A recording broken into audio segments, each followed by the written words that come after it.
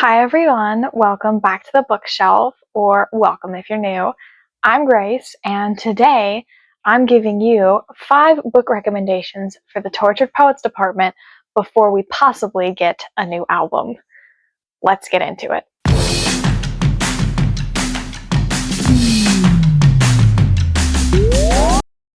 So I picked these 5 because they represent the storytelling elements, the trauma healing process that the Tortured Poets department goes over in the album. And this video is going to be split up into sections based on each book, along with my thoughts on the album and how it correlates to the stories and anything interesting about how I found the books. So let's get started.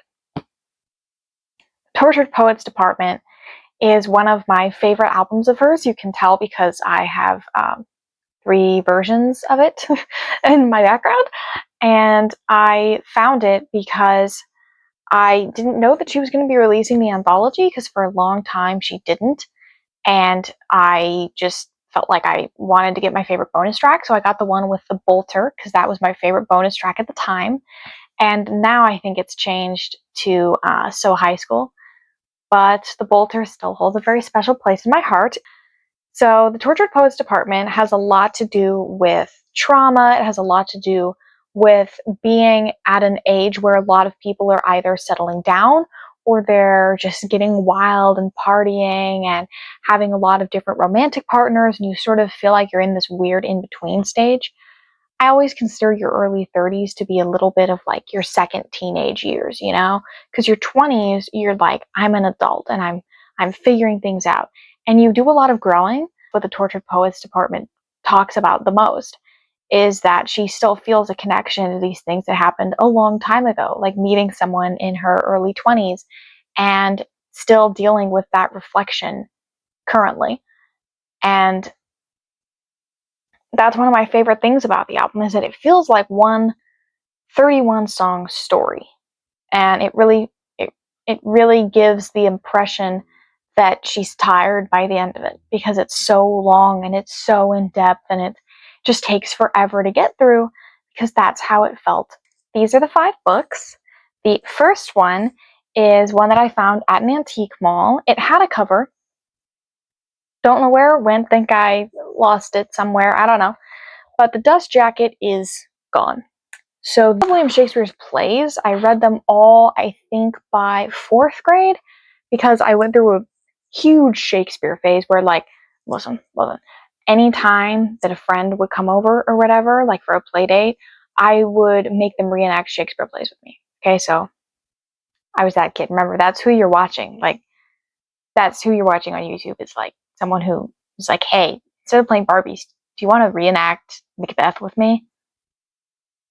So that's me. So I found this book at the antique mall, I think several years ago, and I was interested to read his sonnets, because obviously everybody knows, like, Shakespeare's plays don't get appreciated as much, and they really should.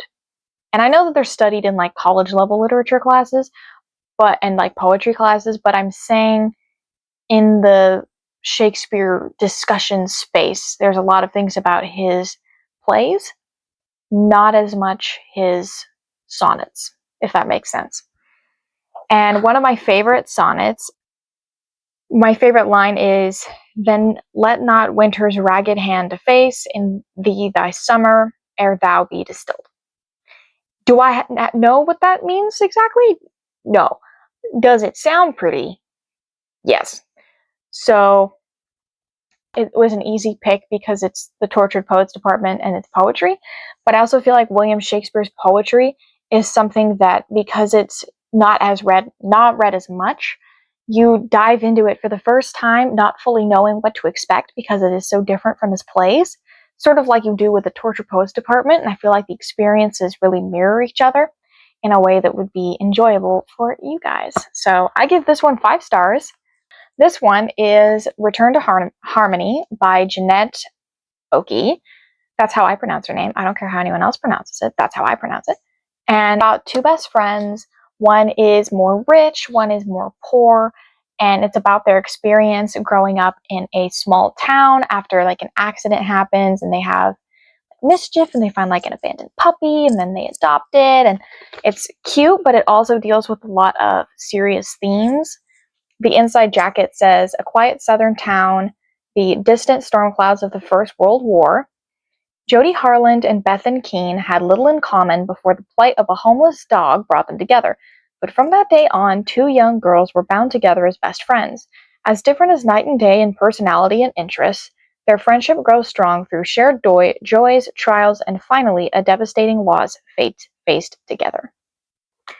And it actually says this was $3 at the antique mall, which was quite a steal.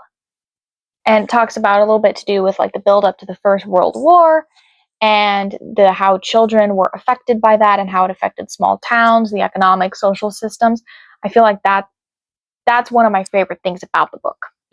And it really relates to, I believe, the songs I Hate It Here and Robin and Peter, songs that are about childhood elements. And Fortnite, I think, definitely works for this book as well, because it has to do a lot with friendship and dealing with small town struggles for the first time, and friendship and loneliness and trauma from the war. A lot of these books have to do with trauma, so they all fit with the album, but that's one of my favorite books, and I have a lot of nostalgic memories of reading it in bed when I was sick in like 6th grade, and it being one of my favorite books at the time. I don't think I actually finished. I know I'm a criminal, but it's The Story Girl by Lucy Maud Montgomery, and Lucy Maud Montgomery is one of my, I would say, more recent favorite authors. I didn't read Anne of Green Gables until I was about 10, because the edition that I got, the book was so thick. It's actually this blue one right here. It was so thick that I was kind of intimidated by it. I have a fear of thick books, okay? That fear runs deep. And that's why I didn't read the book until I was 10. And even after I read the first book, I didn't have the other books. And I couldn't find them all in the same edition. And I think this was during quarantine, so I had to find them in different editions. We want our books to all match. Mine don't. You know what? Mine don't. Neither do my Harry Potter books. My Harry Potter books are different sizes. And I feel like that's okay. I feel like that should be accepted and normalized, is having your books be in different editions and sizes, no matter how painful it is for you personally. So I didn't get into it till I was about 10. And by that point, I loved Anne of Green Gables. And I had read little bits of it when I was younger, but I read it when I was 10. I finished the series a couple years later because it's a long series. And then I read Emily of New Moon, which was one of my favorites. I actually would put it as tied with Anne of Green Gables because it's so good. And a lot of people only talk about Anne of Green Gables and they completely just sleep on Emily of New Moon, even though that's one of my favorite like classic children's books of all time.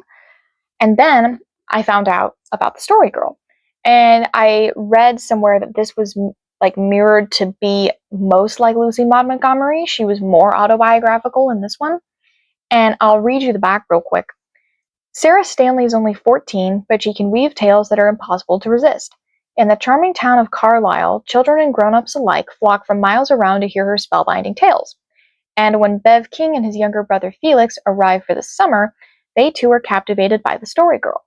Whether she's leading them on exciting misadventures or narrating timeless stories, from the scary Tale of the Family Ghost to the fanciful How Kissing Was Discovered, to the bittersweet The Blue Chest of Rachel Ward, the story girl has her audience hanging on every word. It works so well for the Tortured Poets Department because the Tortured Poets Department has a lot of literary references, but it also goes into great detail the pain of what it's like being someone who creates art and simultaneously feels things deeply.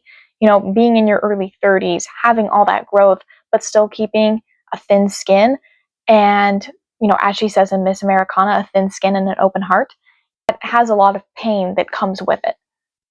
And the story girl works so well with that. And the next one is Jane and the 12 Days of Christmas.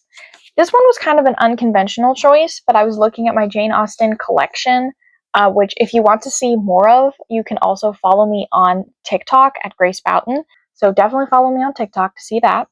but I was looking at my Jane Austen collection, and I could have picked any of them, but it just felt like a more conventional choice just to pick Jane Austen because it's a classic book, and this album feels like something very timeless.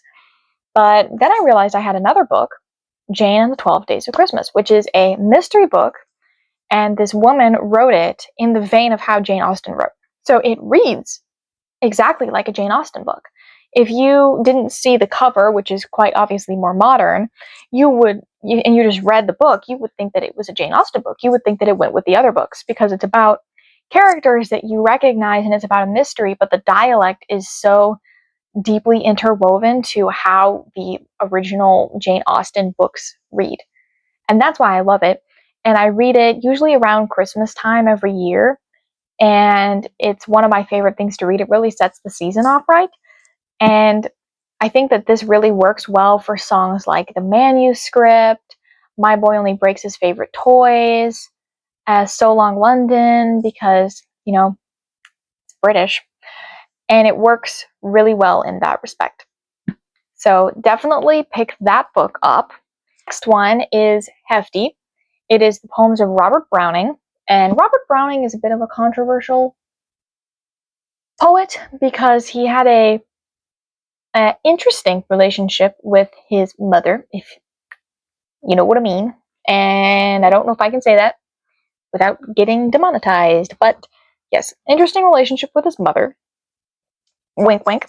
And his poems are a lot to do with unrequited love, deep, like harnessing deep feelings for many, many years. They have to do a lot with nature, which I feel like the Tortured Poets department does as well. It, So Long London, the intro mimics the, London bells. Robin, the intro sort of sounds more nature focused, like the background of it on Spotify is grass blowing in the wind, and there's a lot of nature elements there. And there are also on Robert Browning's poems.